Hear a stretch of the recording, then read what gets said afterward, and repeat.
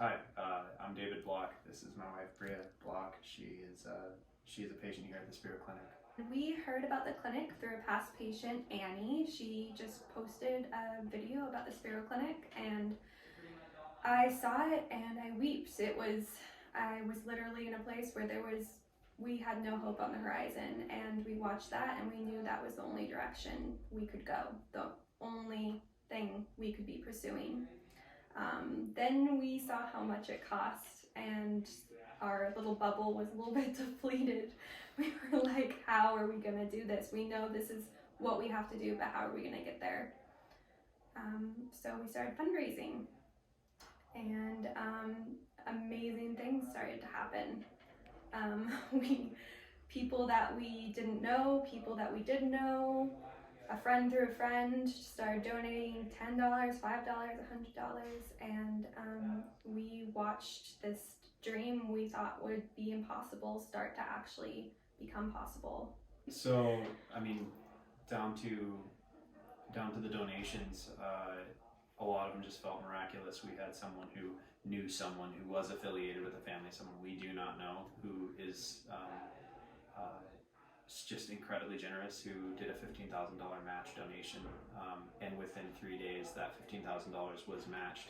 So we watched $30,000 fall into an account ready for Bria's treatment within 3 days, and that was after weeks of slow progression. And all of that time we were just like our foundation was shaken, and then why don't you tell the story? Yeah, there was a woman who passed away in our community, and her grandchildren decided to donate the sum of money from her to us. This woman struggled with chronic illness, and they knew that this would be like the best thing she'd want to do with the money, and that was just incredible. And I mean, we had kids donate all their money from their piggy banks to us. Like, you can lose hope in society, and this just absolutely changed our perspectives on so many things. And just, we did not think this would be possible. We have incredible family, we have friends, but it's not like we have this huge community around us. And I think that's what surprised us the most. Chronic illness is very isolating.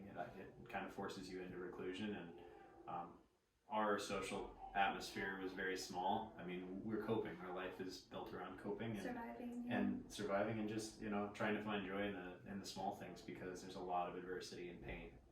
And our story, we're 3 weeks into treatment, not even a full 3 weeks into treatment here, and Bria's showing progression and showing clarity in her mental fog, and watching her flares come shorter, and for me, that's everything that I could ask for. It's everything that I would invest in. And in the end, coming here was our eventuality. Bria alluded to that. It made it so easy to just go, and we don't want anyone to feel like it's unachievable, and that's why we're here. It isn't unachievable. There are good people that if we have the correct avenues, if you can get your message out there, and it's seen, then there are good people that will support you. Yeah, we were able to go on the radio, newspaper. That was really helpful. It's just a matter of sharing your story. When people hear your story, it will speak to them. Everyone has a connection to someone who's facing adversity or chronic illness, and that's all it takes is for them to find a connection, and it's totally possible. So we started with Gofundme. My mom was able to write out my story, which was really beneficial because of my brain fog, having someone else do it for me. And then we were connected to a publisher, just a local newspaper publisher, and he wrote out my story and submitted it to our local newspaper, and they published it. It was a press release to multiple newspapers, radios, talk shows, anyone that bit called, and we did mostly phone interviews. I mean, right now with COVID, it was pretty easy because they don't want to necessarily be in person. I mean, everything's more challenging in person these days. So it was phone interviews, and that comes with its challenges. It's uncomfortable, but in the end, letting go of that or working to share your story, knowing that this is possible, like recovery is possible, and that it's worth that.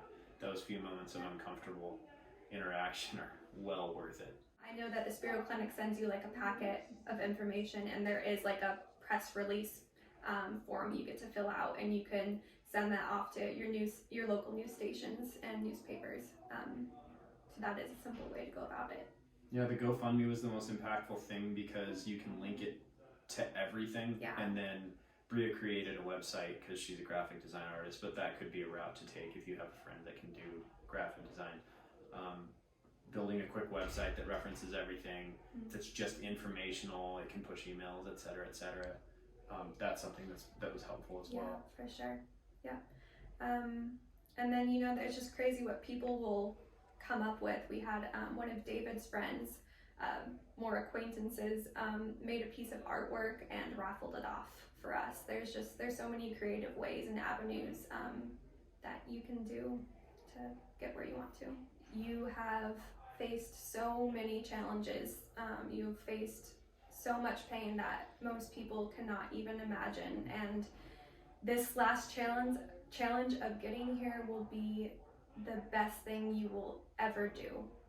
It's totally possible. It's not out of reach. You don't need to have a huge community around you to be able to do this.